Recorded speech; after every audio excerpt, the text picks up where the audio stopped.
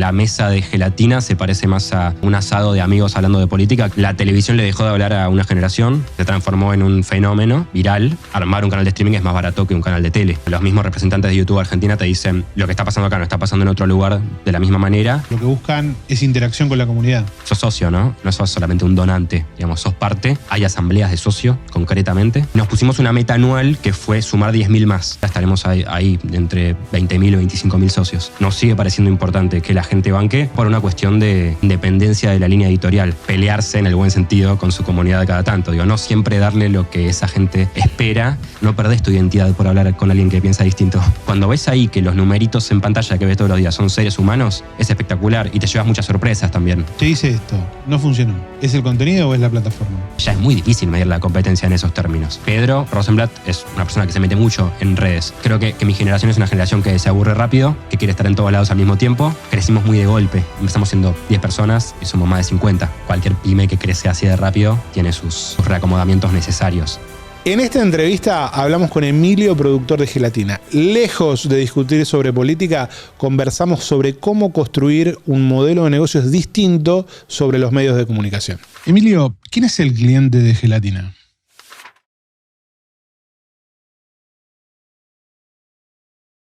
Gran pregunta. En principio, nuestra comunidad, que es la que banca Gelatina desde el principio, que por suerte fue creciendo bastante, y que banca no solo espiritualmente y mirando lo que hacemos y compartiendo y poniendo like y comentando, etcétera, sino también que aporta económicamente.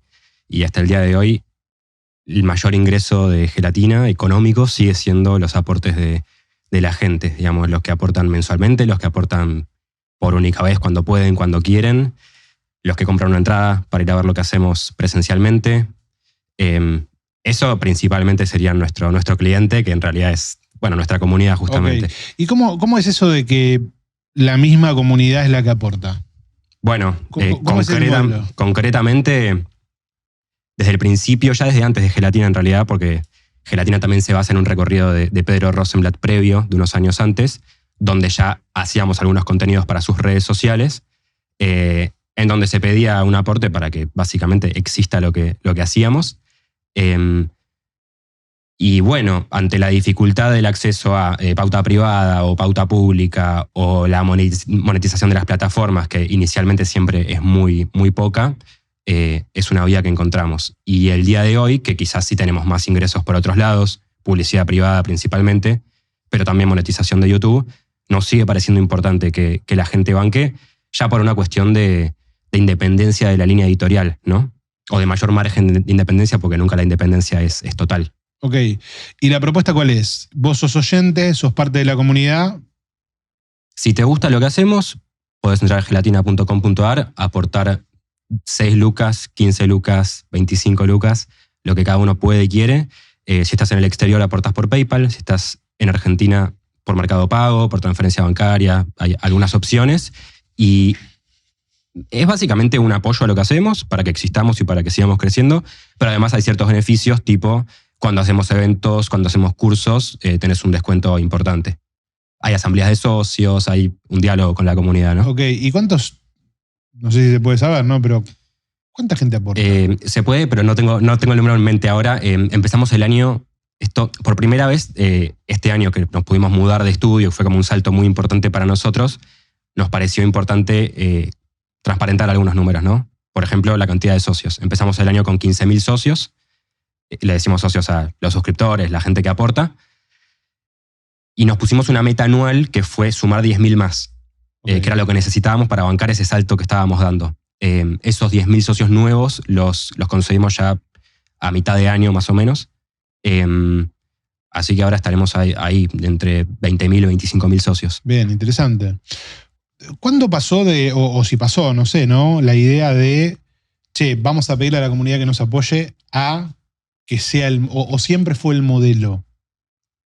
No, creo que empezó más intuitivamente. Por supuesto, había experiencias previas en las que nos basamos. No es que se nos ocurrió y lo inventamos. Aprendimos mucho de la experiencia del Destape, de la experiencia de Futurock, de Tiempo Argentino, todos medios nacionales que, sobre todo al calor del macrismo, ante la dificultad de estar en los medios tradicionales o de tener otro tipo de financiamiento, se basaron en su comunidad.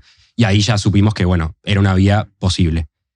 Y el último año, sobre todo, empezamos a mirar experiencias del exterior, como repensando lo que hacemos, viendo si tenía futuro, si podía tener, si podía ser realmente sostenible.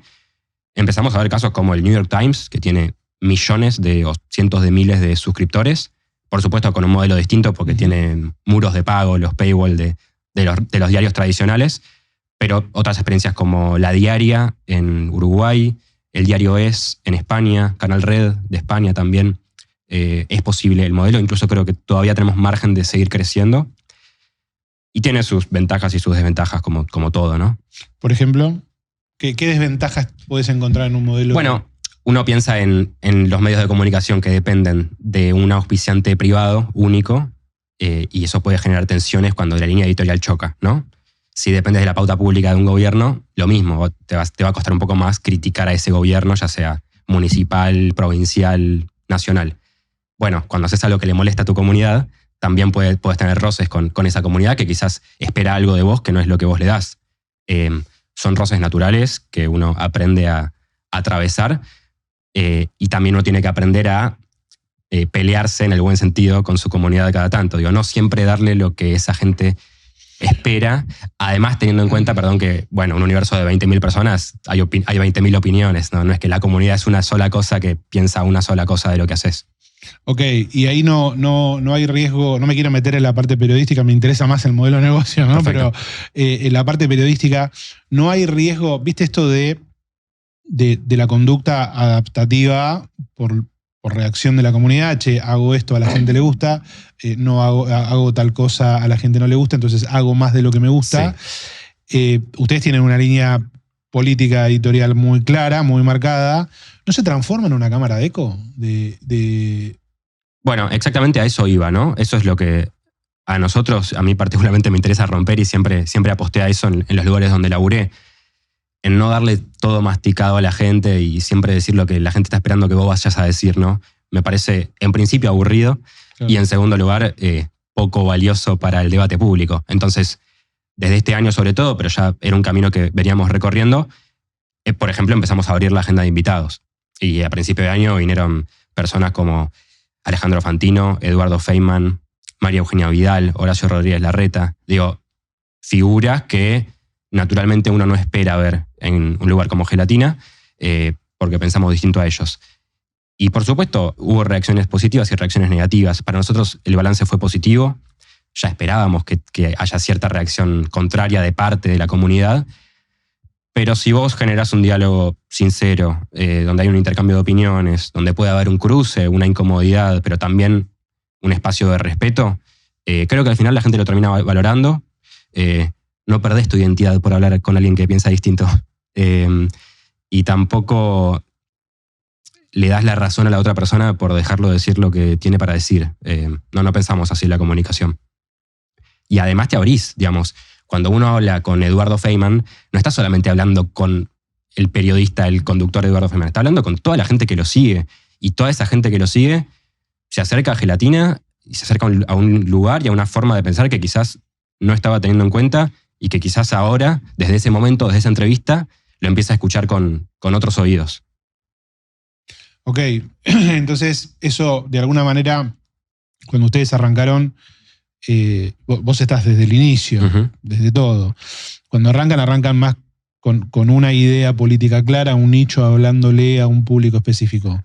¿En qué momento te diste cuenta de que tenías que abrir el juego y empezar a atraer más comunidad? Me parece que el triunfo de Milei cambió todo, ¿no? No es simplemente que, bueno, decidimos cambiar nosotros porque se nos ocurrió, porque nosotros estamos en otra etapa. Está en otra etapa el país, y si vos seguís haciendo lo mismo cuando la coyuntura cambió tanto, estás haciendo algo equivocado vos. Obviamente uno mantiene los valores, mantiene sus ideas políticas, mantiene una línea, una cosmovisión del mundo que no cambia estructuralmente, pero bueno, no es lo mismo Milei diputado, Milei panelista, que Milei presidente, y voy a hablar en plural, que no la vimos venir, digamos. Creo que ni ellos la vieron venir. A mí me tocó seguir muy de cerca el fenómeno libertario, también desde el principio. Incluso estuve en los búnkers de las noches electorales, y te aseguro que la mayoría de ellos tampoco vieron venir el triunfo. Entonces, bueno, cuando te pegas una piña de esa forma, tenés que repensar lo que estás haciendo, repensar a quién le estás hablando, cómo le estás hablando y para qué comunicás. Es una búsqueda, no tenemos todas las respuestas, pero al menos nos hacemos preguntas al aire y vemos cómo sigue todo. Bien. Vos sos productor general. Sí, soy coordinador de contenidos, que es un término un poco amplio, porque coordinar y contenido son dos palabras muy amplias, pero bueno, la productora general es Magalí Barbato, Bien. que es quien de verdad se encarga de que todo funcione, hasta el más ínfimo de los detalles. Es como más una producción ejecutiva y yo estoy más en los contenidos, ¿no? En los contenidos. Me refería a la parte de productor de content, de la parte de contenidos. Sí, está bien. ¿Cómo navegás entre...? Porque acá yo me imagino que hay un montón de cosas, ¿no? Por un tema, decís, che, lo que quiere la comunidad o lo que le quiero dar a la comunidad, la dinámica de los nuevos medios de comunicación y el contenido que elegís poner dentro de cada programa, dentro de cada espacio. ¿Cómo es ese trade-off entre todas las patas? Porque vos tenés que estar mirando, bueno, traigo pero tiene que funcionar. Uh-huh. ¿Cómo es esa mirada? Detrás del algoritmo es presentado por Prime Logistic, Boti, Milbrands. Bueno, es un equilibrio que uno va buscando. Yo siempre digo que hay como una agenda de 40 invitados que recorren todos los canales de stream de Buenos Aires y que se repite y ves todo el tiempo las mismas caras, ¿no? Se entiende por qué pasa eso, porque uno también tiene que buscar reproducciones y ya sabes que hay algunas caras que generan reproducciones. Hablo tanto de los conductores como de los invitados, ¿no? O de los columnistas, si querés. Al mismo tiempo tenés que darle lugar a lo nuevo y a la prueba y el error, ¿no? A traer una cara que no es tan conocida, a traer de repente una bióloga marina que es conocida en el CONICET, pero no es conocida en los medios de comunicación, y apostar a que eso le puede interesar a alguien. También hay mucha gente grosa que quizás no es tan grosa comunicando, ¿no? Entonces, bueno, y ahí te llevas sorpresas muy positivas. Por ejemplo, lo que pasó este año con el streaming de la exploración marítima, ¿no? En las costas de Mar del Plata. Nadie esperaba que a las 2 de la mañana haya 40.000 personas mirando cómo molestan bichitos de mar. Y eso fue un fenómeno totalmente viral que rompió todo durante, no sé, 1 mes, 2 meses. Que Gelatina también se apalancó mucho en eso. Invitamos a los científicos, seguimos el stream, etc. Y eso fue una sorpresa. No estaba cantado que eso iba a suceder, que eso iba a ser la agenda de conversación de esos meses. De nuevo, es un equilibrio. Uno tiene que saber qué es lo que quiere decir, a quién le quiere hablar, y hacer que eso sea lo más masivo posible. Al menos en nuestro caso, también puede haber contenidos o medios de comunicación más de nicho que apuntan a un nicho, pero creo que hoy todos son nichos, ¿no? O sea, claro, desde Olga y Luzu, que son los canales líderes en esta nueva industria, no dejan de ser burbujas. Son burbujas más grandes que Gelatina, pero son burbujas al fin. No sé si todos los argentinos saben quién es Nico Quiato, quién es Miguel Granados. Bueno, se da de esa forma la fama o la masividad hoy. ¿Cómo ves el fenómeno del streaming? Viste que hay mucha info o mucha contrapuesta con el mundo y por ahí es una tendencia muy de acá. Sí, es una tendencia muy de acá. Muy de acá. Sí. Eso lo pensábamos como una idea, y hasta que no me lo dijo alguien de YouTube, no lo creía del todo. Pero los mismos representantes de YouTube Argentina te dicen, lo que está pasando acá no está pasando en otro lugar de la misma manera, y de hecho hay un aprendizaje de la plataforma del caso argentino que lo están exportando a sedes de YouTube, la sede central de YouTube o de otros países, ¿no? ¿Por qué? Porque YouTube no está pensado para una transmisión de 10 o 15 horas seguidas. No es la idea de la plataforma. Eso es un invento nuestro, por un montón de motivos, ¿no? Quizás por la cultura de radio que tenemos, quizás porque armamos estos canales pensando en la radio y también pensando en la tele, y no tanto pensando en lo que quiere YouTube. Y de a pocos se están probando cosas parecidas en otros países. Hay casos parecidos en Uruguay, en Chile.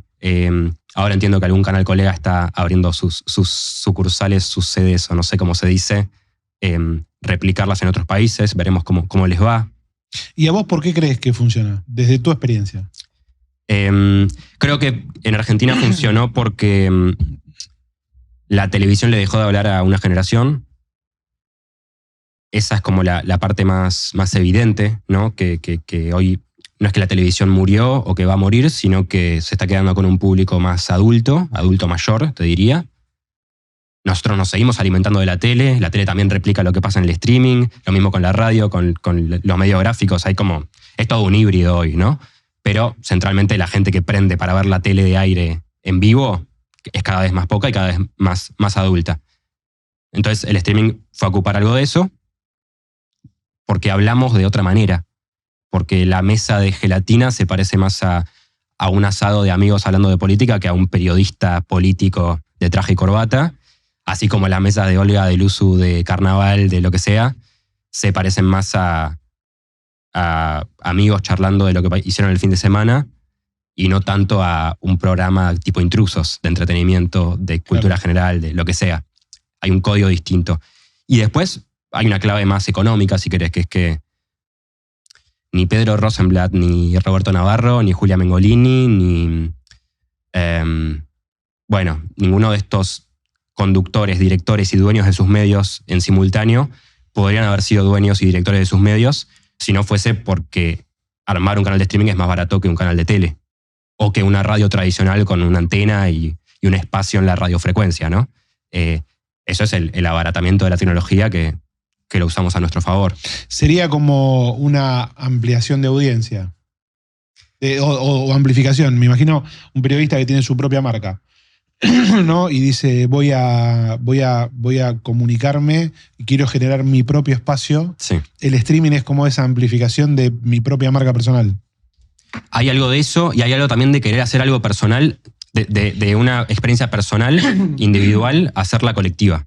Es decir, lo que te contaba antes, nos basamos en la experiencia de Pedro, pero también hubo una decisión de él, arriesgada en su momento, que es todas mis cuentas, que se llaman @PedroRosenblatt, las vamos a pasar a @SomosGelatina.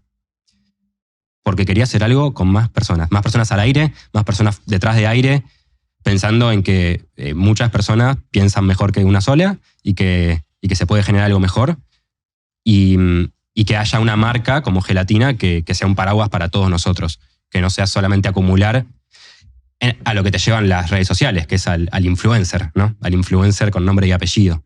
Y lo mismo Nico Quiato con Luzu. Y lo mismo, todos estos canales de los que venimos hablando, ¿no? Esa es como la parte más linda, me parece, de lo que está pasando en Argentina. Creo que es contracultural y ojalá funcione. ¿Crees que es algo que se puede masificar? Digo masificar en el sentido de que pueden existir 50 Gelatina o es un poco el fenómeno de la tele de, viste que tenés 3, 4, 10 canales principales. La respuesta no la tengo exactamente, veremos en unos años. Filosofando. Sí, fantaseando un poquito. Yo no sé si hay espacio para tantos canales de streaming de ese tamaño, ¿no? Lo sabrá mejor que yo. Digo, abre uno por semana, abre un canal de streaming por semana, también cierra uno por semana porque a algunos les va mal y a los 3 meses se dan cuenta de que no va por ahí. Creo que hay espacio para más canales, para más medios digitales, pero que tienen que tener bien claro a quién le van a hablar, qué van a decir, cuál es su diferencial. Si vos abrís un canal de streaming nuevo solamente porque está de moda y porque pensás que pones a 3 boludos hablando y va a funcionar, te estás equivocando. Okay. Se lo escuchaba a Okiato en algún momento. Bueno, si piensan que es una pavada esto y que es tan fácil, armen su propio Luzu. Bueno, evidentemente no es tan fácil. Más allá de si te guste o no el contenido, ¿no? Hay que hacerlo bien, hay que hacerlo profesionalmente y hay que entender la dinámica de las redes sociales y de Internet, que no es la misma que de la tele, de la radio, de los medios tradicionales. Hay experiencias que tardan en emprender en Internet. Los youtubers más conocidos, más famosos que conocemos, quizás estuvieron 1, 2, 3 años subiendo videos todas las semanas y no lo miraba nadie, hasta que un día la pegaron. A Gelatina también le costó el primer año, que empezamos a tener éxitos, si querés ponerle esa palabra, o a tener más llegada el segundo año. Bueno, Pedro, como conocía la dinámica de Internet, sabía que había que tener paciencia, que había que tener constancia, y creo que van a quedar los que sean buenos en lo que hacen y también los que tengan constancia y paciencia. Vos decís que el primer año les costó y después, igual que lo que decías de los youtubers, ¿cuál es el factor que hace que, o lo que vos encontraste en ustedes, en Gelatina, que hizo, acá cambió algo? Bueno, en nuestro caso está muy claro el momento, que fue 2023, elecciones presidenciales, okay. Comienzo de la campaña.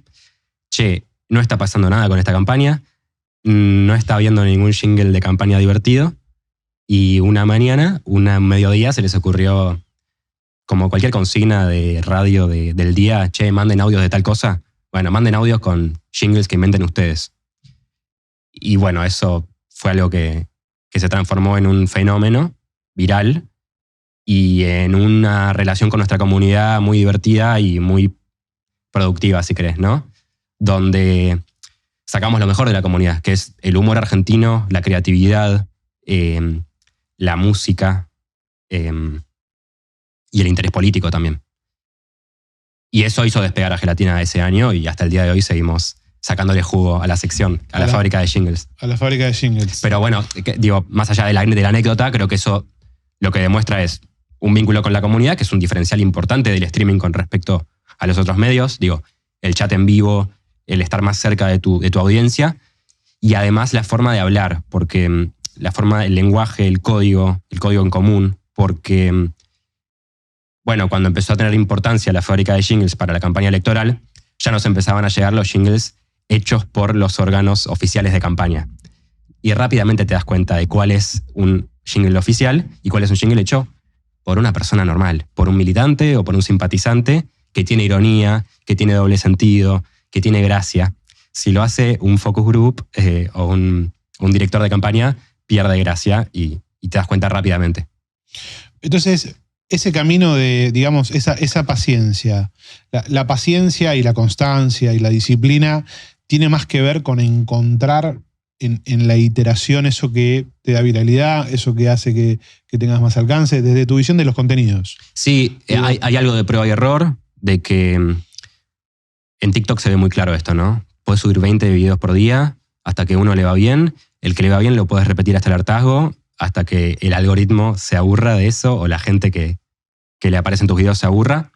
Lo que le va mal lo empezás a descartar. Y hay algo más del aire, que viene más del... No es mi caso, pero mucha gente de Gelatina, sobre todo de la primera camada, viene de la radio.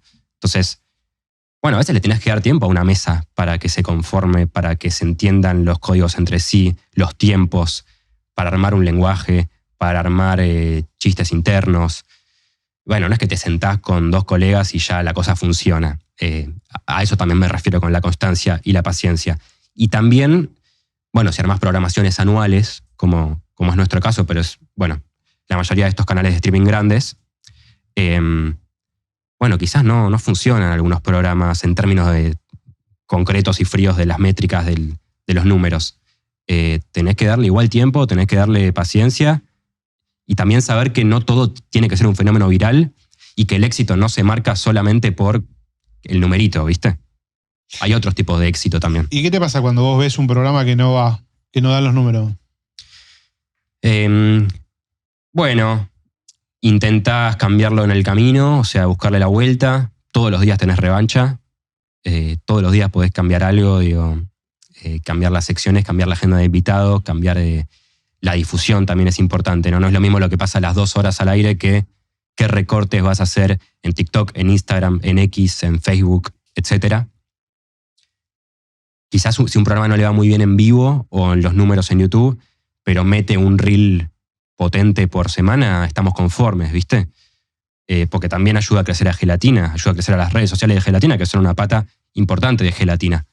Y después hay otros contenidos, por ejemplo, pienso en unos ciclos de historia que hicimos con Julita Rosenberg, con Javi Trimboli, que claro, son 3 horas de 2 historiadores hablando, ¿no? Sobre lo que pasó en la década del 60. A priori no es lo más viral del mundo.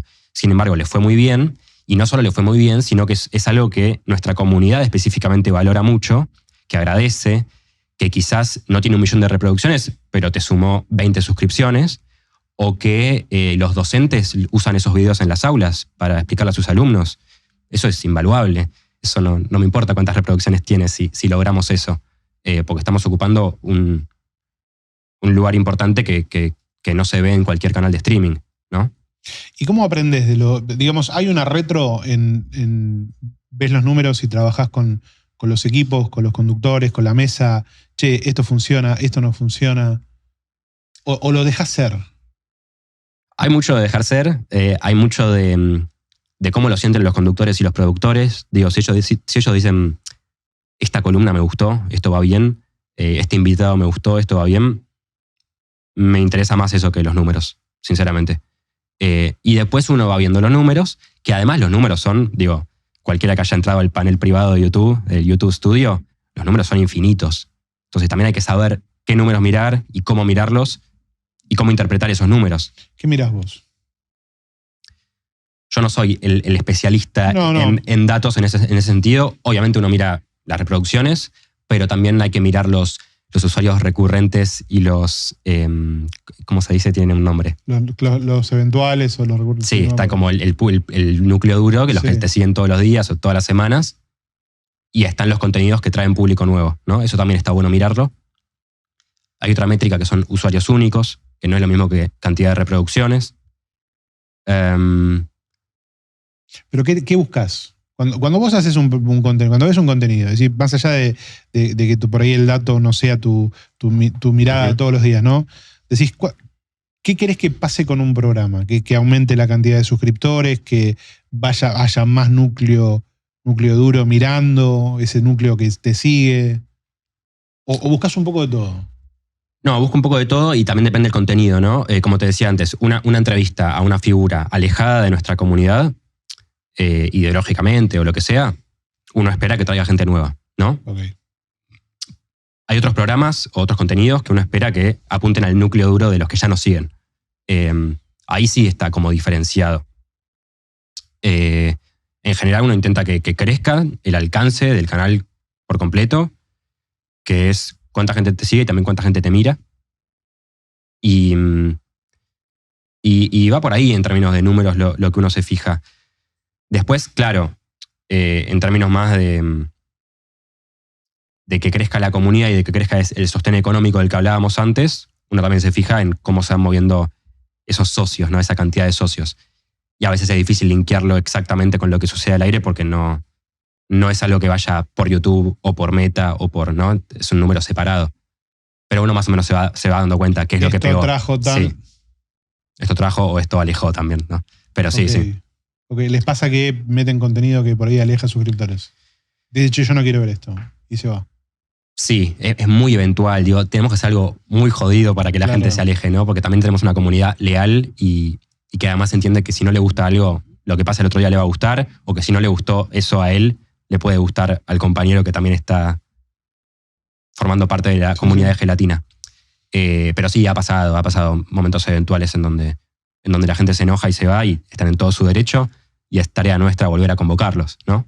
Pero en general va creciendo la comunidad y nos movemos mucho al calor de la política porque nuestro contenido es centralmente político. A veces son cosas que hacemos nosotros, pero en general nos subimos a tal noticia.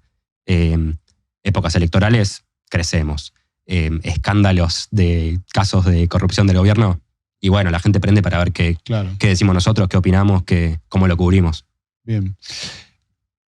En hay una competencia, viste que yo estoy lejos del mundo de la tele, ¿no? Pero la tele, este programa compite con este y se pelean los puntos de rating. Sí. ¿Hay una competencia en el streaming o son públicos distintos? Es una competencia distinta a la de competencia tradicional televisiva que conocimos, ¿no? Los que vivimos o los que escuchamos sobre los 90 de Susana, Tinelli y Pergolini. ¿Por qué? Primero por el fenómeno del on demand. Si alguien quiere ver el programa de Guille Aquino y el de Matías Colombati en Blender y en Gelatina, que van a la misma hora, puede ver los dos. Los ve en distintos momentos y listo. Eso para empezar, ¿no? La competencia cambió porque uno puede ver muchas cosas. No puede ver todo porque hay una sobreoferta de contenidos, pero sí puede ver muchas cosas al mismo tiempo. Y segundo, porque se ve de maneras distintas.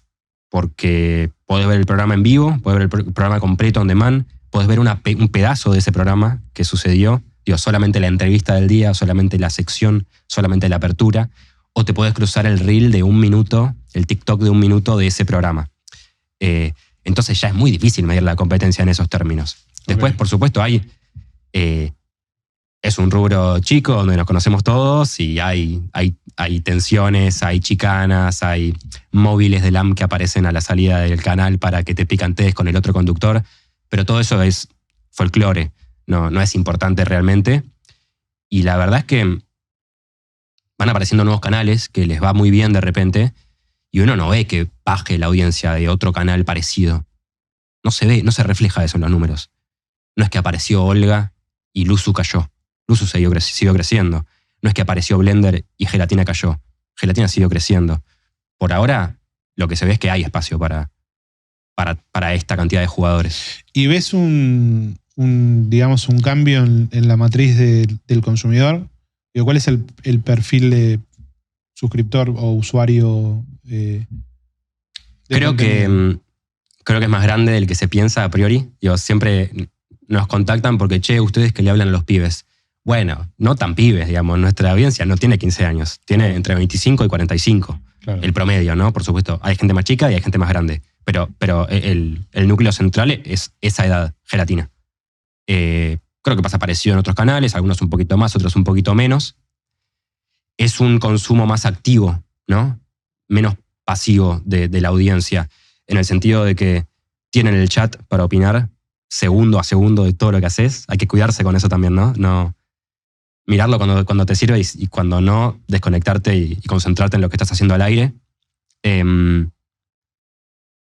Es un público que paradójicamente también te pide mucho encuentro presencial, ¿no? Nosotros hacemos eventos presenciales no solamente para cortar un ticket y recaudar, sino porque la gente lo pide. Y porque... ¿Qué busca la gente en eso, en un encuentro presencial? Creo que hay un fenómeno post-pandémico que se ve en los recitales también, ¿no? En como de repente Coldplay llenó 11 Rivers, Lali llenó 5 Vélez, no sé por cuál Vélez va. Hay una gana de encontrarse, de vivir algo en la vida real, de cantar juntos, de reírse, de llorar, de abrazarse, porque si bien creció mucho el consumo de pantallas y estamos todos con el telefonito todo el día, hay una saturación de eso y hay ganas de vivir algo real. ¿Y en los eventos presenciales ustedes qué hacen? Bueno, por un lado la fábrica de jingles tiene su correlato en la vida real. Juntamos a los mejores jingleros que no los conocíamos, eran gente que mandaba así audios de WhatsApp con canciones grabadas de manera hogareña, casera, artesanal. Los juntamos, se conocieron, ensamblamos una banda en muy poco tiempo para llegar a las elecciones del 23 y son espectaculares. Son músicos del carajo que cantan canciones que son chistes, pero que también tienen un sentido político y que suenan bien y que además con la conducción de Pedro, de Marcos, de Lía, de Mati, se arma un show. La gente va a ver una banda, también va a ver a los conductores a los que ve todos los días, que los acompañan como cualquier programa, y además hay invitados. Eso pasa en el Festival de Jingles, ¿no? Que ya es como la tercera vez que lo vamos a hacer, si no me equivoco. Vamos a intentar llenar el estadio de Argentinos Juniors, ahora en diciembre. Y después hay otros eventos más chicos. Por ejemplo, aquí Argentina con Gaby Borrelli. Es un evento más cultural, más de nicho, que está buenísimo, que si te lo tengo que explicar, no sé explicártelo, pero está muy bueno. Hicimos, por ejemplo, un encuentro donde Mati Mouset, que es nuestro periodista político central del programa de Industria Nacional, seguía en la noche electoral de Estados Unidos, los resultados electorales de Estados Unidos. Entonces te iba diciendo, cerró Mississippi, salió tal, ganó Trump. Eso también es muy de nicho, ¿no? Llenamos, no sé, un lugar con 100 personas o no sé cuántas, tomando una cerveza y siguiendo los resultados de las elecciones yanquis. Y así nos hemos inventado varios eventos durante estos años. Ok, y eso lo que buscas es, o lo que buscan es interacción con la comunidad. Sí, es un encuentro con la comunidad. Por supuesto, mucho de lo que pasa en lo presencial también tiene su traducción digital. Es decir, los festivales de jingles también los filmamos, los editamos y los subimos unas semanas después. Entonces termina siendo un contenido muy visto. Es una forma también de ingreso, por supuesto. No en todos los casos, pero intentamos que también sea redituable. Y sí, cuando ves ahí que los numeritos en pantalla que ves todos los días son seres humanos, es espectacular y te llevas muchas sorpresas también. A mí me pasó que en los primeros festivales de repente veía un montón de gente grande o familias que, de nuevo, no es lo que uno espera del usuario de streaming común, ¿no? Espera ver si es solamente pibes, que también los hay. Pero también hay mucha gente grande con otra tradición que pudo adaptarse a YouTube, a Twitch o a lo que sea. ¿Cuál crees que es el la principal diferencia o la principal, digamos, ventaja por la cual existe el streaming? La razón es que esto existe por esto. Y a riesgo de repetirme, creo que en Argentina se encontró una forma de armar algo que le dispute a la tele, a la radio, a los medios tradicionales, que hable de una manera distinta. Hay ciertos márgenes de libertad y independencia más grandes en Pero con la Internet. gente, con el usuario de streaming, Sí. ¿qué es lo que busca? Porque podría ser radio. Sí, podría ser radio. Tele. Sí. Primero busca compañía. Yo siento que mucha gente no sigue consumiendo como se consume o se consumía la radio. Yo vengo más del palo audiovisual, entonces me preocupo mucho por la parte visual, justamente, que se vea bien, que esté prolijo. Y al mismo tiempo sé que, no sé cuánta, porque es imposible de medir, pero creo que la mitad, al menos, no nos está mirando, nos está escuchando. Nos pone de fondo, en segundo plano, mientras labura, mientras lava los platos, mientras cocina. Entonces, para empezar, es una compañía, ¿no? Bien. Por eso también a veces lo que la gente deposita en nosotros es muy zarpado, porque bueno, somos la compañía en momentos difíciles, ¿no? Y busca un lenguaje más cercano, me parece. Creo que ahí hay un código distinto al de los medios tradicionales, o que se fue perdiendo, y por eso a veces te sientes como un par, como un amigo, como un compañero. Busca entretenerse, busca informarse. En el caso de Gelatina creo que nuestra audiencia es muy informada, entonces quizás no prende Gelatina para ver qué pasó, sino para ver qué opinamos de lo que pasó, una segunda lectura de lo que ya pasó, ¿no? Eso, creo que va por ahí. Y después creo que la comunidad en sí misma es una razón para estar en estos lugares. La gente también busca un lugar de pertenencia, una identidad. Por eso todos estos programas o canales grandes tienen su epíteto, ¿no? Como los Gelatiners. No sé, podrían mencionar de otros Sí. programas, otros canales, ¿no? Sí, entiendo. Y desde el punto de vista de contenido, ¿qué desafíos tenés vos como coordinador de contenidos cuando hay tanto contenido dando vuelta? ¿Cómo te imaginas? Viste, cada vez hay más podcasts, cada vez hay más streaming, de lo que sea, ¿no? Sí. Que prospere, que no prospere. ¿Dónde está ahí la...? Bueno, primero, la gente que nos interesa que esté en Gelatina es lograr traer la gelatina, porque tiene un montón de lugares para elegir dónde estar. Pensar en cuál es nuestro diferencial todo el tiempo, ¿no? Por esto mismo que decís, porque hay tanta oferta de cualquier cosa que quieras hablar. Pensando por fuera de la política, querés armarte un canal de YouTube sobre ferretería y artículos de ferretería, y ya tenés un montón. Entonces, Claro. no quiere decir que no haya espacio para vos, quiere decir que tenés que pensar bien cuál es tu diferencial. Hay un desafío a lo que decíamos antes, que es que YouTube no está pensado para esta cantidad de programación, de horas al aire. Entonces, es encontrar el formato correcto a cada tema del que querés hablar o a cada figura que querés traer a ser parte de Gelatina, ¿no? Es decir, nos dimos cuenta en un momento que quizás no tenemos que tener 12 programas en vivo todas las semanas. Quizás el programa de fútbol puede ser una columna o puede ser un contenido on demand que sale una vez por mes, como estamos haciendo ahora con Octa Gencarelli, más pensado, laburado, guionado, editado, con otra calidad. Quizás queremos que Martín Garabal sea parte de Gelatina, pero no que esté todos los días al aire.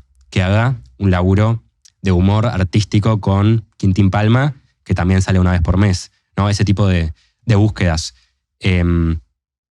O quizás hay un contenido que no es para YouTube, que es para las redes, que es una capsulita en vertical de 2 minutos y funciona mejor que de otra forma. Y creo que el desafío para los próximos años es ese, ¿no? Cómo adaptarnos a lo que te piden las plataformas, porque YouTube te pide más cápsulas on demand, que eso sea rentable, o sea, tenga una beta comercial y que además te genere el alcance que te generan los programas en vivo hoy. Y eso en términos de plataforma y de tecnología. Y en el usuario, ¿cómo crees que... o dónde va a estar el desafío en captar el interés del usuario? En la atención más que el interés. Porque viste que hoy podés elegir entre 1000 opciones. Sí. Independientes, partidarias, de lo que sea, de lo que te guste, ferretería, política, podés elegir a la persona a la que escuchás. Entonces, ¿cómo vas a buscar ese usuario?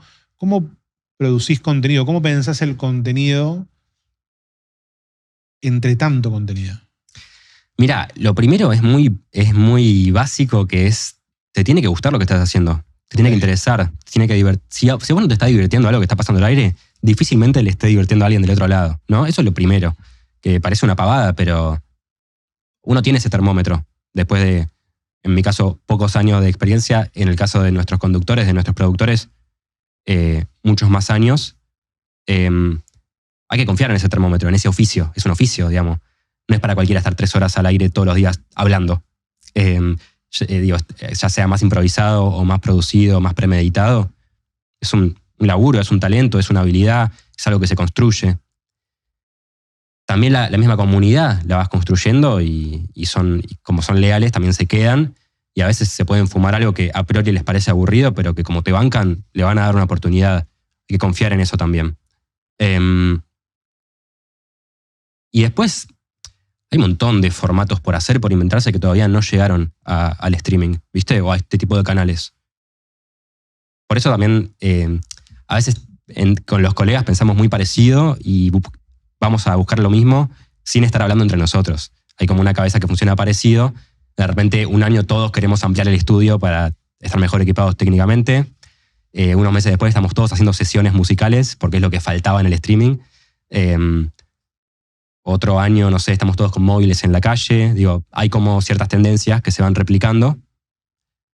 No porque seamos poco creativos, creo, sino porque, bueno, vamos más o menos por el mismo lado y cada uno le dará su diferencial y cada uno le irá mejor con ciertas cosas o con otras. Hay que entender también que no todos los contenidos son para todos los canales. Las plataformas también te encapsulan en cierto vórtice del algoritmo, en donde, bueno, vos hablas de política, subí contenido de política. No me hagas un contenido de arte o de deportes o de música. Y es un desafío romper con eso, pero se puede. Eso. No, está súper claro, súper claro. Es interesante. Hay que tener una versatilidad muy grande, hay que ser muy flexible, ¿no? Hay que ser flexible. Sí, es como las dos cosas, ¿no? Hay que ser paciente y persistente, como hablábamos antes, pero sí, también hay que ser flexible, porque además estos formatos o estos algoritmos cambian permanentemente y en general la plataforma no te avisa que está cambiando, ¿no? YouTube no te dice, che, la semana que viene van a funcionar mejor los videos de media hora y no de 10 minutos. O Instagram no te dice, che, vamos a matar a los carruseles y vamos a volver a apostar a los reels. Eso te vas dando cuenta vos. En el día a día, en el laburo cotidiano, decís, che, esto no está funcionando, las últimas 2 semanas no prenden mis contenidos. ¿Será porque es una porquería lo que estoy haciendo? ¿O porque Instagram está matando lo que hacemos porque cambió? Movieron la perillita y cambió. Bueno, eso es un gran laburo del equipo de redes, ¿no? Y de la gente que sabe de eso. ¿Y cómo vas a buscar eso? Porque eso es difícil, ¿no? Decir, che, hice esto. No funcionó. ¿Es el contenido o es la plataforma? Es muy intuitivo eso. Hay formas de darse cuenta, qué sé yo, por ejemplo. Bueno, a esta entrevista le fue muy bien en YouTube, pero el reel que publicamos en Instagram fue un fracaso. Bueno, primero te fijas cómo editaste ese reel. Quizás sacaste la declaración más aburrida de la hora de entrevista. Quizás no, quizás está buenísimo y justamente lo que está pasando es que Instagram le dio de baja los reels. O incluso estás, como se dice, shadow baneado, ¿no? Que Instagram está ocultando todo tu contenido. Pongo el ejemplo de Instagram, pero puede ser X, puede ser TikTok, cualquiera. Lo que sea. Sí, sí. Y no, te vas dando cuenta también mirando lo que hacen los colegas, digamos. Che, si todos los medios digitales están apostando a los carruseles, por algo debe ser, ¿no? No se les ocurre a todos al mismo tiempo. Están claramente funcionando mejor. Hay ciertos creadores de contenido que puedes seguir porque laburan de eso y siguen esos cambios y esas tendencias. Y después, de nuevo, es probar. ¿Quién hace eso en el equipo? ¿Hay un equipo que hace eso? Hay un equipo de redes con nuestra jefa de redes, que es Sofi de Brea. Cada programa también tiene su community manager, que piensa en los contenidos específicamente de los programas. Hay algunas cuentas paralelas, ¿no? Porque vos cuando ya tenés 7 programas todas las semanas, y además programas on demand, y además columnas, y además invitados, es difícil que todo eso entre en una misma cuenta de Instagram, en una misma cuenta de X, ¿no? También las plataformas se saturan y dejan de mostrar tu contenido si subís 30 videos por día. Así que sí, está el equipo de redes y después depende de cada conductor, de cada productor, cuánto se mete, ¿no? Eso es muy distinto, depende del interés y del conocimiento de cada individuo, de cada trabajador de gelatina. Pedro Rosenblatt es una persona que se mete mucho en redes, porque entiende de redes y porque le interesa y porque además sabe que muchas veces lo que más se ve de gelatina son las redes y no el vivo. Un mensaje que me llega mucho. Che, ¿por qué no hablan de tal cosa? ¿No? Enojados. No, sí hablamos, pero no estás viendo los programas en vivo. Quizás no hicimos reels de eso, pero hablamos, es un tema que tocamos. Bueno, es la vidriera, ¿no? El feed de Instagram es la vidriera de este tipo de canales. ¿Cuánto hay del contenido que producen ustedes que lo pide el público explícitamente? Si quiero esto, ¿por qué no hablan de tal cosa? Sí, bueno, te puede pasar que hablaste o que no. Bueno, no sabría medirlo, pero le prestamos atención, digamos, sabiendo que en general el público que te comenta enojado o que te manda un mensaje privado enojado es una minoría ruidosa. La mayoría está consumiendo contenta o neutral, no tiene ningún incentivo para comentar qué bueno que está esto, sino más bien que las redes sociales, el incentivo que te dan es comentar para putear. Entonces también hay que saber distinguir eso. Cuando hay un enojo mayoritario real por algo que hiciste o cuando hay un pedido real de la comunidad de hablen de tal cosa y cuando es un poco de ruido de Twitter y no hay que darle bola.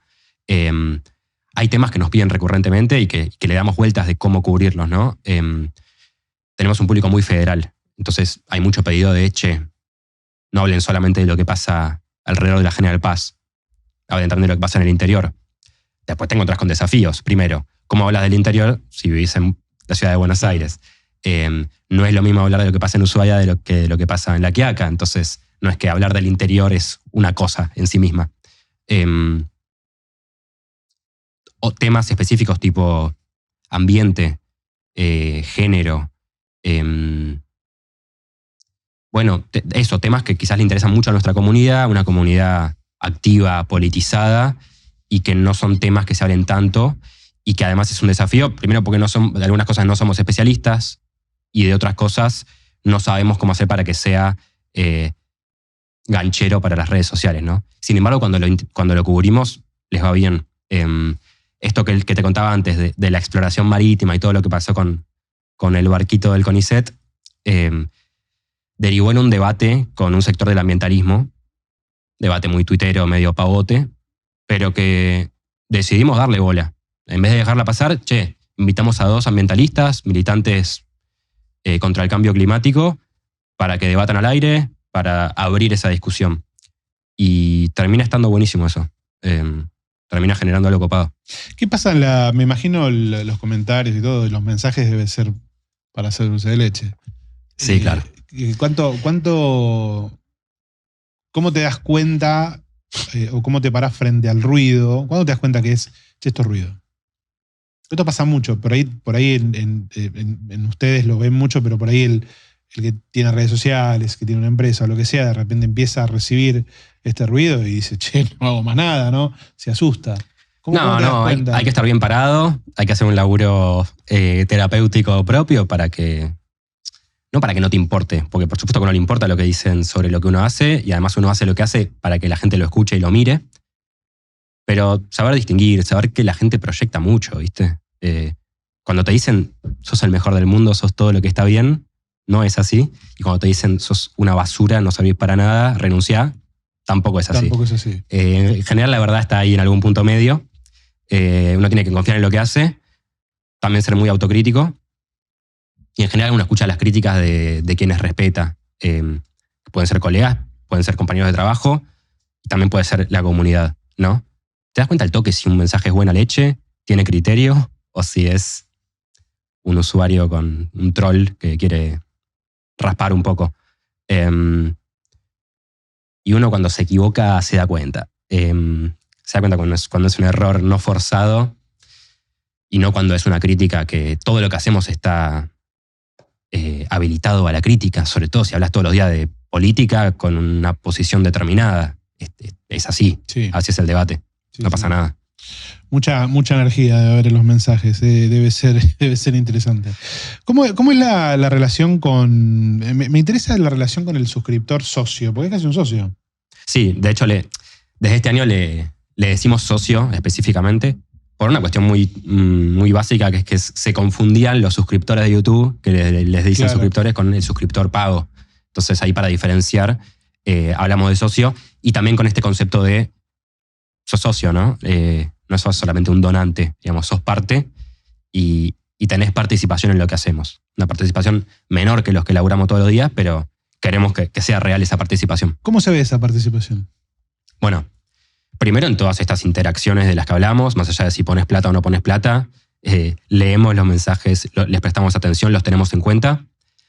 Segundo, hay asambleas de socio, concretamente, que ¿Cómo es es que eso? Pedro se sienta una vez por mes en un meet con 300 personas, que creo que es el límite de la plataforma, y habla con la gente que aporta de todo el país y también fuera del país, y charla con ellos.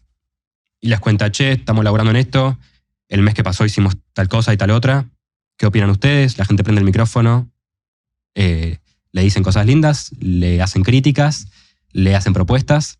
Algunas propuestas están buenas y las tomamos. Después hay otra experiencia que es interesante para contar, que es hablando de esto de cómo interpretar los números, ¿no?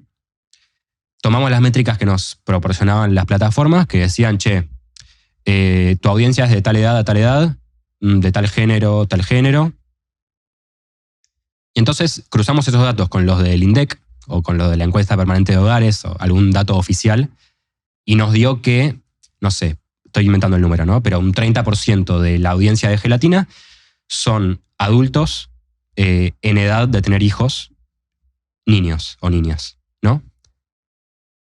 De 0 a, no sé, 10, 12, 15 años.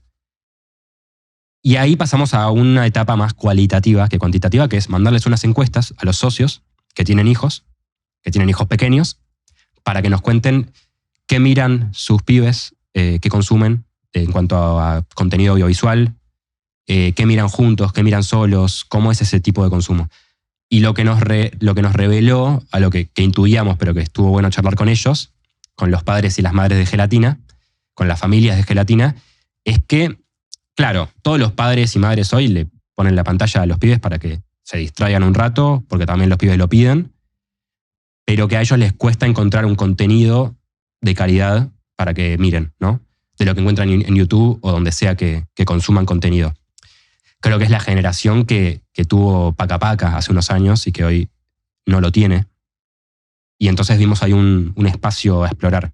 De ahí surgió la idea de Origamis, que es un canal nuevo que estamos recién empezando con Gelatina, que es contenidos para familias, contenidos infantiles, con nuestra mirada, con nuestra línea, que creo que mucha gente de Gelatina, y ojalá luego se expanda, puede valorar. Esa es una forma de interacción posible que tuvimos con los socios. ¿Pero cuál es la promesa al socio? El socio, contenido. La promesa al socio es... Yo soy socio, Sí. voy a la asamblea con Pedro, le digo, che, esto no me gustó, esto sí, esto está bueno, hagan más de esto, listo, corto, me voy. No es que tengo participación económica en la empresa. No. Tengo una, digamos, soy co-creador del contenido. Puedo pedir, puedo charlar. Sí, sos un miembro activo de esta comunidad que valora lo que hacemos, que sabe que lo hacemos con mucho esfuerzo, que nuestro contenido siempre es gratuito y abierto. Eso es importante, ¿no? Vos no tenés contenido exclusivo por Ok, ser socio. Y el socio sabe que está aportando para que otros que no pueden aportar lo paguen. Hay una cuestión solidaria ahí que es importante. Y después hay un código quizás más implícito, que es no nos vamos a traicionar a nosotros mismos. Todo lo que decimos al aire lo decimos porque lo pensamos, no porque nos bajen guita de tal empresa, tal partido político, tal dirigente. Si vamos a hacer campaña por tal, es porque lo pensamos en serio, no porque llegó un sobre, ¿sí? Es importante mantener ese código, y la gente no es boluda y se da cuenta cuando algo no es genuino y no es orgánico. Y también respeta mucho que nos hayamos abierto al mercado, por así decirlo. Gelatina cada vez tiene más marcas privadas en al aire, en sus redes, etcétera, que nos ayudan también a crecer y nos ayudan a sostenernos. Y la gente valora eso, no se enoja, se pone contenta por ver ese crecimiento, pero también hay que saber explicarlo y también hay que saber llevarlo y también hay que saber mantener ese equilibrio. Y no es lo mismo sentarse con un auspiciante teniendo 20.000 personas atrás que te bancan, ni es lo mismo sentarse con esas 20.000 personas teniendo también auspiciantes privados que te pueden sostener. Tenés un equilibrio. ¿Qué crees que hace que alguien pague una suscripción por un contenido que podría recibir gratuito? Es una gran pregunta. Creo que hay algo de militancia, digamos. Es una militancia distinta a la militancia tradicional. No es ir a una unidad básica todas las mañanas a tomar mate, a pintar una bandera, que también sigue existiendo y también es muy valorable. Pero en esta era tan digital, creo que la gente encuentra ahí una forma de participación política. Okay. Por eso también quiere ir después presencialmente, ¿no? A cantar los jingles, si querés, o a lo que sea. Incluso cuando hay marchas de verdad, movilizaciones, cada tanto se arma la columna de Gelatina, que no la convocamos nosotros, la convoca la misma comunidad, chateando por Telegram, Discord o lo que sea que usen. Hay una forma de eso de activismo. No es casualidad que la mayoría de estos medios que piden aportes a sus socios sean de este lado de la grieta, ¿no? Es natural porque los medios más vinculados al mercado, a grandes corporaciones, tienen financiamiento por ese lado. Creo que hay algo de eso. Y después hay beneficios puntuales que les ofreces que quizás les pueden interesar. Lo que pasa es que nosotros nunca nos basamos en, che, vas a tener una tarjeta de descuentos con 20% en el supermercado el fin de semana. No es nuestra búsqueda. Hay muchas otras tarjetas con mejores beneficios que van a ser que no podríamos competir ahí. Lo que les ofrecemos es otra cosa, ¿no? Y todo el tiempo pensamos nuevas formas de beneficios para los socios distintos que no sean necesariamente económicos. Claro, pero es una cuestión de identidad cultural. Sí, totalmente. Es identidad cultural, claramente. Esto no podría existir, no sé si es un modelo que funcionaría en otra cosa que no tenga tanto compromiso cultural como la política. O un movimiento lo suficientemente fuerte. Creo que a priori puede ser. Después hay casos como, por ejemplo, hay otra experiencia en la que miramos muy de cerca, que es Orsay, ¿no? De Cassiari, donde no es creo, que lo sé un poco por arriba, sí, pero creo que no son suscripciones mensuales o fijas, sino que vos aportás por proyecto. Entonces aportás por, quiero que se edite este libro, quiero que se filme esta película. Y ahí también puede haber un interés cultural, no necesariamente político. Y bueno, ellos laburaron muy bien la comunidad. Primero porque esos socios tienen participación muy directa en cómo se manejan esos productos y esos proyectos. Y también porque hay un diálogo, hay un laburo que hicieron con el mailing, con la comunicación, que miramos muy de cerca porque está muy bien hecho y porque lo hicieron antes que todo el resto. Es interesante. Es interesante cuando le das a la gente un lugar donde pertenecer. Sí, es eso al final. Sí, la gente quiere pertenecer a algo en comunidad. Y creo que en este momento, que de nuevo es como un momento que te lleva naturalmente a lo individual, la gente busca un refugio. Nos dijeron eso los últimos meses mucho. Recibí mucho ese mensaje de, che, para mí Gelatina es un refugio. Bueno, hay que saber tomar eso con responsabilidad y también con cierta distancia y no enroscarse con eso, para tener un poco de libertad para hacerlo también a lo que a uno le gusta y para apostar a cosas nuevas. ¿Qué les pasó cuando, obviamente nosotros no tenemos un enfoque político, ¿no? Cuando llevaste gente con otro perfil político, ¿qué le pasó a la comunidad nativa? A los que son duros. Bueno, un poco lo que te contaba antes, ¿no? Mucho ruido al principio. Che, ¿por qué llegan a tal? Y con el correr de los días te vas dando cuenta de que esos que hacen ruido son una minoría. Por ejemplo, ves mucha puteada en el chat en vivo. Una vez que el video está publicado, que están los comentarios on demand, en diferido, y que se jerarquiza por los más relevantes, los más likeados, la mayoría de los comentarios son muy positivos.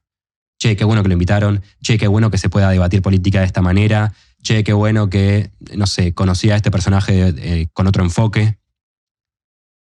La gente lo valora en general. Y casi todos esos casos fueron más o menos exitosos. Digo, después uno hace una evaluación de esta entrevista salió mejor, salió peor, acá pisamos el palito, acá tendríamos que haber hecho esta pregunta que no la hicimos.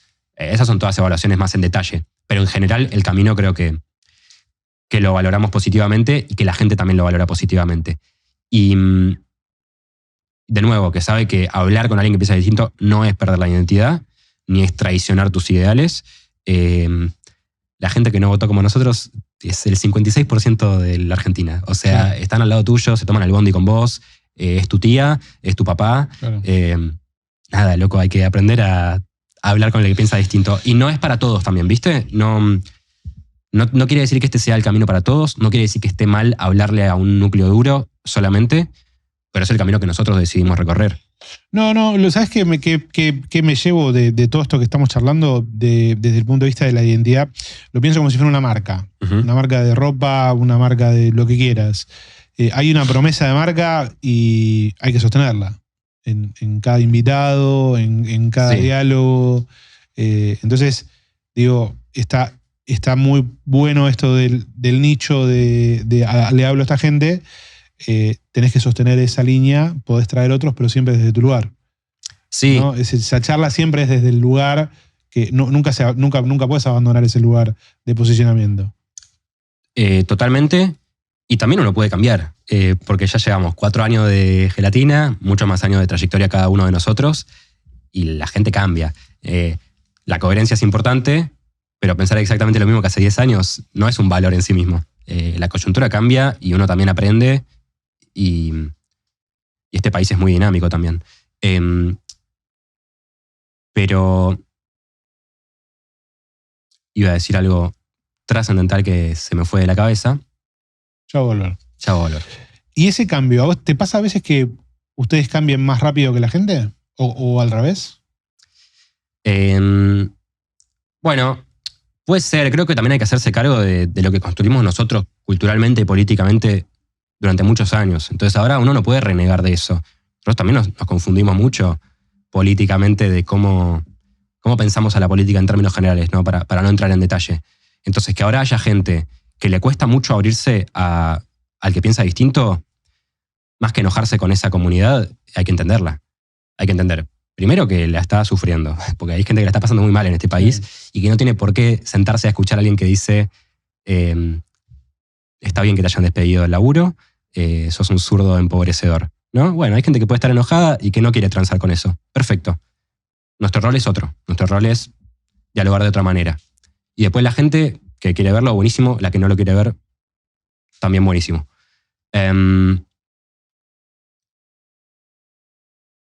Nada, creo que ahí hay un ida y vuelta con la comunidad que se va entendiendo de a poco, y uno también sabe cómo construir eso de a poco y cuándo hay que explicar las cosas y cuándo no.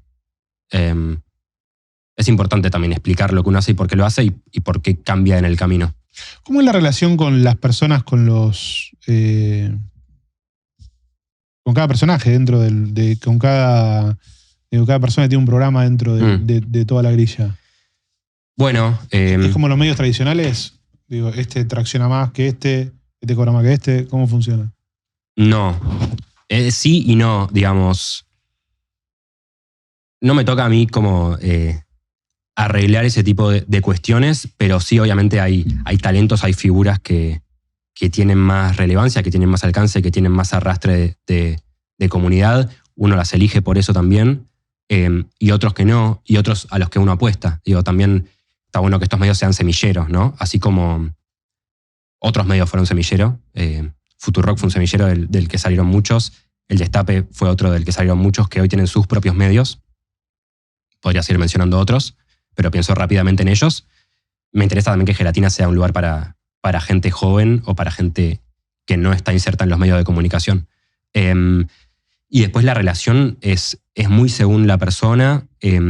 Hay programas que son casi islas, en el buen sentido. Es decir, Gelatina no baja una línea editorial de tenés que decir esto, tenés que hacer lo otro.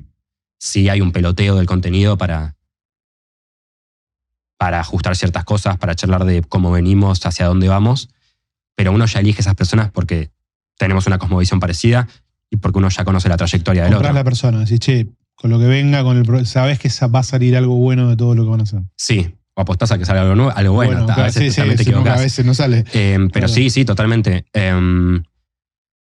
Es un momento también en que el multitrabajo es la regla. Entonces, muchos de nuestras figuras al aire y fuera de aire también están en otros canales colegas y están con 2, 3, 4, 5 laburos al mismo tiempo. Primero porque es una necesidad y segundo también porque creo que mi generación es una generación que se aburre rápido, que quiere estar en todos lados al mismo tiempo y también Gelatina contempla mucho eso. Es decir, contempla perfectamente que puedas estar en otro lugar al mismo tiempo. No es un problema, honestamente no lo es. No es que nos peleamos por tal figura, por la exclusividad de tal figura, como si sucede en otros lugares. Y también son muy contemplativos, o somos, de que quizás el rol que tenés este año ya no es para vos y podés... Yo cambié de rol 5 veces mínimo en Gelatina. Porque el proyecto me necesitaba en otro lado, o porque me aburría, o porque me daba cuenta de que no era bueno para esto, pero quizás sí era bueno para esto otro. Y así vamos tirando. Vas rotando. En ese, cuando hablas de semillero, ¿no? En una persona que va a estar adelante de un streaming, que hay que llevarla, que tiene que llevar la charla un montón de tiempo. ¿Dónde está el crecimiento? ¿Cuáles son las habilidades que desarrollan? El crecimiento de una persona nueva que se incorpora. Sí. Bueno, es difícil de explicar. Digo, hay un talento ahí en comunicar, en estar frente a una cámara, en conversar con un chat o conversar con las personas que tenés en la mesa que para mí al menos es difícil de explicar. Hay algo innato y también hay algo de práctica, ¿no? A mí me toca hacer aire cada tanto, no siento que es lo mejor que hago, pero sí siento que soy mejor que antes. Es difícil estar frente a cámara, no es ¿Pero fácil. qué manejas? ¿El timing distinto? Sí, el timing. ¿Qué preparación necesitas para decir lo que vas a decir en los casos en que lo necesites? A veces hay gente que es muy buena improvisando. La entonación, el remate de las frases, ¿viste? ¿Cuándo mirás el chat y cuándo no? ¿Cuándo tomás lo que te dicen ahí? ¿Cuándo contestás a alguien que te está chicaneando? ¿O cuándo tomás un chiste de alguien que hace un chiste gracioso?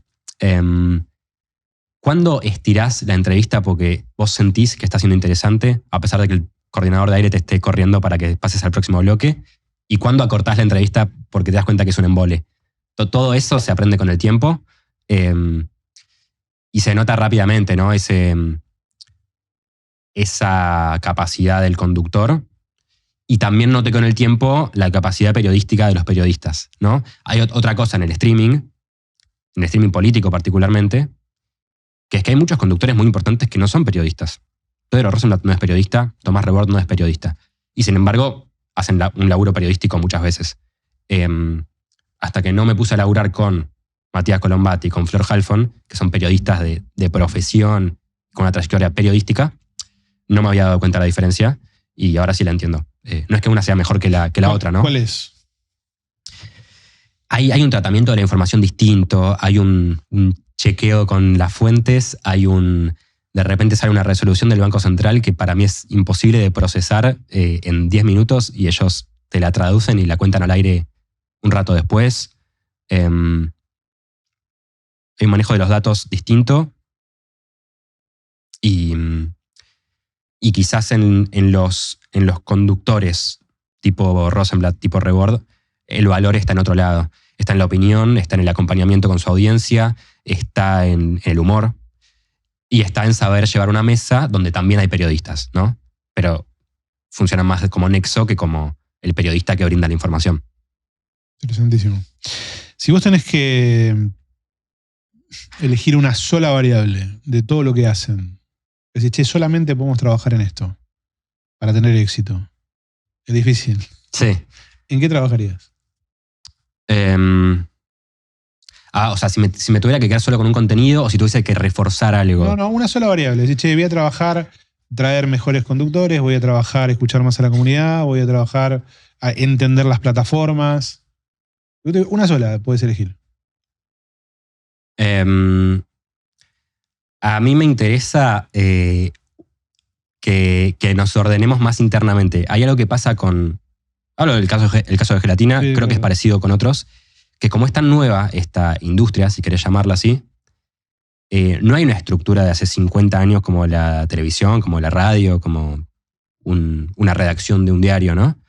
Entonces fuimos inventando todo en el camino, desde la apuesta técnica, que no estaba claro cómo tenía que ser, hasta el manejo de redes sociales y plataformas, que no estaba claro cómo teníamos que manejarlas, y a eso le sumo la estructura de trabajo, ¿no? Esto de que yo cambié de rol 5 veces, no es que simplemente es un tema mío, sino que nos fuimos dando cuenta de cómo teníamos que organizarnos, ordenarnos, y todavía nos falta. Eso a veces no se ve al aire, se ve más detrás de aire. Pero creo que es un momento también para eso, para repensar cómo laburamos. Crecimos muy de golpe. Pensá que empezamos siendo 10 personas y somos más de 50. Cualquier pyme que crece así de rápido tiene sus reacomodamientos necesarios. Entonces, ahora estoy con eso en la cabeza. Y quizás más para en cuanto a lo que se ve al aire o el contenido, a mí me interesa mucho reforzar la pata on demand, ¿viste? Creo que no necesariamente hay una saturación de cantidad de canales de streaming, sí lo que hay es una saturación del formato. El formato de 3, 4 personas hablando al aire durante un par de horas. Eso hay demasiado. Creo que van a quedar los mejores y que el resto va a tener que reinventarse. Y me interesa que pensemos formatos nuevos, más pensados para YouTube o para redes sociales, y ahí está todo por explorar. Hay un montón de formatos que existían en la tele y que hoy no están en YouTube, o que existen afuera de Argentina y que todavía no los trajimos, o que están por inventarse. ¿Cuánto le pones a eso? Porque esto, viste, es terrible, ¿no? En términos de cabeza, ¿no? Decir, che, estoy laburando acá en esto, pero además tengo que ver qué me pasó y qué aprendí, y además tengo que ver qué es lo que viene. No, es muy difícil. Uno no tiene tiempo para todo y uno tampoco puede ver todo lo que está disponible porque es imposible. Pero ¿cómo mirás? ¿Cómo tratás de estar che, esto es lo que viene? Hay como nos pasa a todos, hay un algoritmo que uno ya se construyó y que le llegan las cosas. Uno ya no, viste que ya no decidís qué ver. Vos entrás al panel de YouTube o a tu feed de Instagram, de X, y la plataforma ya te dice lo que vas a ver. Sí. Hay que hacer un esfuerzo muy grande para correrse de eso. Desde la parte política hay que hacer un esfuerzo para escuchar a los que no piensan como vos. Pero por fuera de la política hay que hacer un esfuerzo para ver otras cosas que pasan por fuera de tu burbuja. Hace poco me invitaron de la Catedral de la Fe, iglesia evangélica de las más grandes de Argentina. Claro, yo no tenía idea de ese universo. Yo soy un progre ateo porteño que nunca tuvo conexión con ese mundo. De repente veo que llenan un Movistar Arena por fin de semana con las misas que hacen, que tienen influencers que difunden la palabra del Señor con millones de suscriptores y de reproducciones que yo no sé ni el nombre. Todo eso está sucediendo a 30 cuadras de mi casa y yo no tengo idea de eso.